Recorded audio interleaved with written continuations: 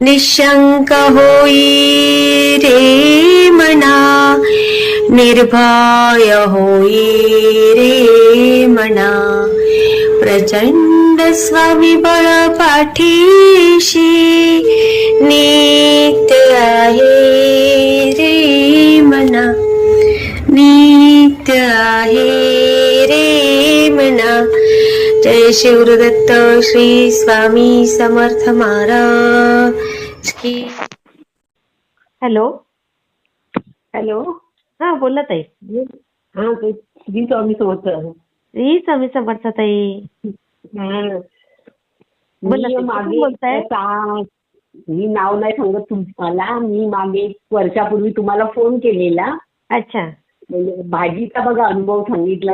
स्वामी माझी मुलगी पारायण करत होती आणि हा हा हा हा हा हा हा हा तेव्हाचा. तर मी तिला तिचा प्रॉब्लेम पण सांगितलेला ना तुम्हाला. हा हा हा. मग तिचं लग्न झालं 27 जुलैला. अच्छा. हा हा. हा तेव्हापासून मी तुम्हाला फोन करेन म्हटलं, पण तो योग पण यावा लागतो ना. हो खरंय खरंय. हा तर तिचं लग्न झालं. छान मुलगा वगैरे आहे. तिच्या मुलाचा पण त्याने स्वीकार केला. हा. पण आम्ही ज्या दिवशी तिच्या लग्नाला ठाण्याला झालं तर आम्ही जात होतो ना. तर त्यांच्याकडे दुसऱ्या दिवशी पूजा होती. हा. तर आम्ही जाणार होता. आमच्या दोन्ही गाड्या 15 दिवस आता पुण्याला जायचं ना, म्हणून गॅरेजला आम्ही ठेवल्या होत्या म्हणजे हे करायला. आणि जायचं त्या दिवशी. आता उद्या लग्न ना, तर आज मग सगळं सामान वगैरे गाडीत टाकायचं. तर माझा मोठा मुलगा गेला सामान घेऊन गाडीत टाकायला. तर म्हणाला आई गाडीच नाही चालू होत आहे. अरे बापरे. हा आई म्हणाला गाडीच नाही चालू होत आहे. मग जिथे टाकली होती ना त्या मेकॅनिकलला बोलवली. तो पण म्हणाला नाही चालू होत आहे त्याने पण. आणि दुसऱ्या मुलाची पण गाडी त्याच दिवशी मिळणार होती. तर ती पण त्या दिवशी मिळाली नाही. त्यांनी सांगितलं आम्ही दुसऱ्या दिवशी देतो म्हणून. तर ती दुसऱ्या दिवशी पण मिळाली नाही. अरे बापरे.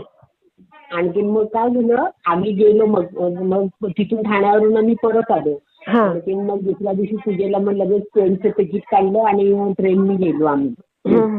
तर तिथे गेल्यानंतर आम्हाला समजलं की 4-4 तास त्या हायवेला ना गाड्या लोकांच्या बंद होत्या. बापरे. पाऊस पडलेला आणि दरड वगैरे पडलेल्या ना. तर तेव्हा त्या 4-4 तास लोक बसमध्येच म्हणजे गाडीमध्येच होती स्वतःच्या. मी म्हटलं स्वामीजी आम्हाला म्हणजे हे केलं, कारण आमच्याबरोबर लहान मुलं पण होती ना. मग ते मला सांगायचं एवढंच होतं की तिचं लग्न तुम्ही सांगितलेलं ना हे करा म्हणून. आणि आता तिचं मी पण आता गुरुचरित्राचा 14वा अध्याय 18वा अध्याय खूप वर्ष झाली वाचते. माझी मुलगी पण वाचते. तिने पण पारायण वगैरे केले. आणि एक दिवशी अशी घेतलेली ना, तर एकदम छोटी बघा स्वामींच्या जे बसलेले आहेत. एकदम छोटे म्हणजे लहान बाळ कसं असतं तसं. तर ते ना माझ्या बाजूला झोपले नाही. हा.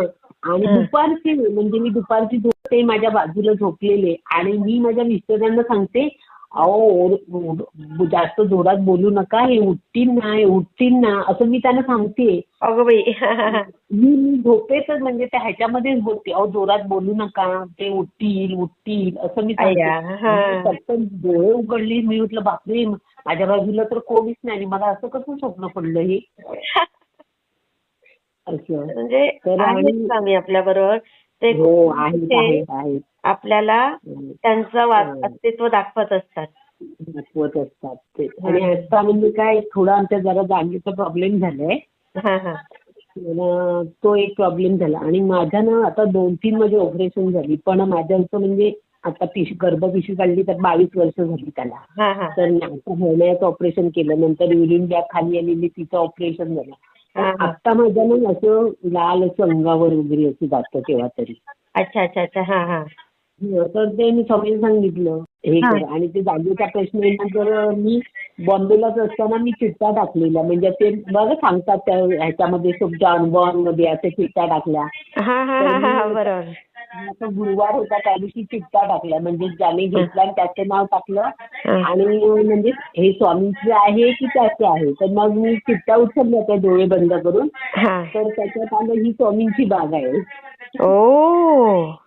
हा म्हणजे तेव्हापासून मी एकदमच निष्काळजी झाली, कारण ते लोक सांगतात ना चिठ्ठ्या वगैरे हे करून, आणि मी काय आता 2.5 वर्षच झाली सेवेत येऊन. मला कोणी सेवा करायला, माझ्या हातात जसा मोठा मोबाईल आला तशी मी ते बघून बघून ना तुमचे अनुभव वगैरे तशी मी सेवा करते. आणि आता मी ते तारक फुलकाचं ते पाणी बनवते गावी आहे.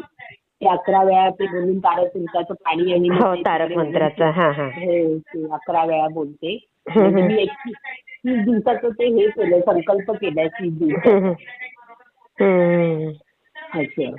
छान ताई, मी शेअर करते हे.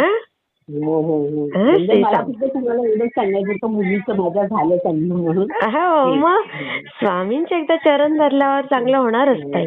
तेच श्री स्वामींनी म्हटलं ह्याच्यामध्ये मला, आणि काय केलं ते सांगत होते. आम्ही जेव्हा मठामध्ये जायचो ना तेव्हा आरती चालू व्हायची ना, मग आरतीला वेळ लागतो, उभं राहायला होत नाही, म्हणून आम्ही 5 वाजता जाऊन यायचो, का तर आरतीला थांबायला नको म्हणून. अरे बापरे. मग तेव्हा आम्ही आरतीला थांबायला नको ना म्हणून मी आणि माझी मैत्रीण 5 वाजता जाऊन यायचो, कारण आरतीला उभं राहिलं. आणि आता त्यांनी स्वामींनी कसं काय त्यांच्या ह्याच्यामध्ये आणलं, आणि आता 1 दिवस पण जात नाही, पोथी जर वाचायला 5 दिवस मिळाली नाही ना, कोणाची अडचण आली तर जीव हा होतो असा. हो, खरंय खरंय. खूप छान ना, मी शेअर करते ताई. श्री स्वामी समर्थ ताई. वाटला ते मला कमेंटमध्ये नक्की सांगा, आणि व्हिडिओ आवडला असेल तर लाईक, शेअर आणि सबस्क्राईब करायला विसरू नका. आणि हो, तुमचेही असेच काही अनुभव असतील तर या दिलेल्या नंबरवर रात्री 9 ते 10 ह्या वेळेमध्ये तुम्ही शेअर करू शकता.